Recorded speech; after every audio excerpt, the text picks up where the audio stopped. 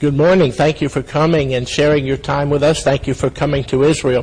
One of the most exciting things of archaeology that has been found in many years was discovered here at Kibbutz Ginosar in 1986. It's referred to as the Ancient Galilee Boat. Of course, the Galilee is a major fishing area in Israel. It's called Lake Kinneret. Sometimes it's called the Sea of Tiberias. Sometimes it's called the Sea of Galilee. Israel has one major lake with three names. I'm sure they'd rather have three lakes with one name, but they have one major lake, and of course in the Christian world it's referred to as the Galilee, and this is the Ancient Galilean Boat.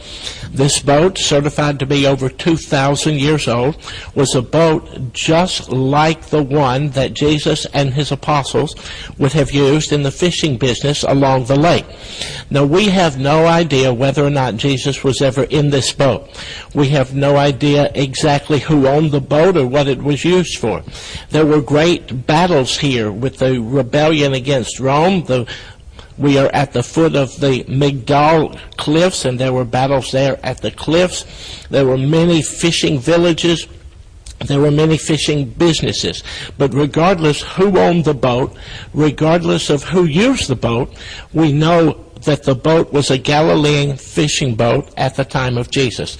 So it tells us very, very much about the stories behind the messages in the gospel. These are some of the items that were found in the boat in addition to the wood. These are nails that were used later on as items of repair. Of course, there are many different kinds of wood used in the composition of the boat, so we know that it was used for a long time and it was often repaired. This is a lamp that the Galilean fishermen would use as they would come in the late morning hours, or we would say early morning hours before sunrise. They would fish at night, and they would come in and they would light the oil lamp, hold it down as they walked over the rocks coming up to the shore, and this was the lamp unto the feet. This was the lamp that would show the way to walk. They would then dry the boat. They would turn the boat upside down, hang a lamp, an oil lamp, from the inside of the boat. Now, many people believe that during the Roman period in Tiberias, when there were many early believers around the shores of the Galilee, the Roman soldiers would walk through and would persecute those that they saw studying the Scriptures. And many teachers believe that when the boat was upside down, that they would hide under the boat, reading what portions of the Torah they had and studying what portion of Scriptures they had available to them.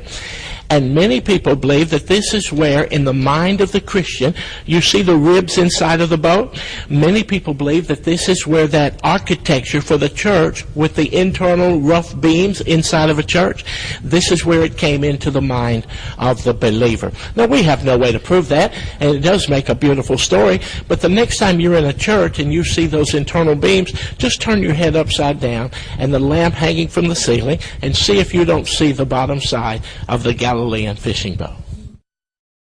Based on the information that we've gleaned from the ancient boat, putting the picture of the Galilean fishing boat together, this is the replica. This is what we believe that the Galilean fishing boat looked like during the time of Jesus. When he spoke to the apostles, he spoke to them in the language they understood. He told them, follow me and I will make you fishers of men. They understood the fishing village. 5 of them came from Bethsaida, just here across the lake, one of the most prominent fishing villages on the entire Kinneret. The lake is actually called Kinneret, and it means harp. The lake from above is in the shape of the harp, and Bethsaida was one of the major fishing villages on the Kinneret. The fishermen fished together with 2 boats, a major boat, a larger boat as you see it here, and a smaller boat called a dugit, the little fishing boat. And the responsibility of the dugit would be to draw the net in after they had put the net out for the fishing. Often you read in the Gospels where he called to the men, or they called to the men in the other boat. So they were close together, fishing together with the 2 fishing boats.